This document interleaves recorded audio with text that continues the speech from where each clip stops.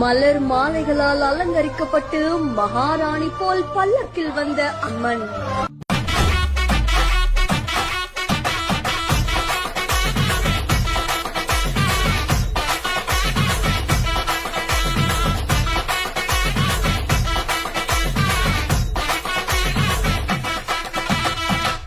வைந்தாரே ஒரு உனப்பக்கம் தாரே ஒத்துக்கிட்டு வாடி நம்மோட பக்கம் போ.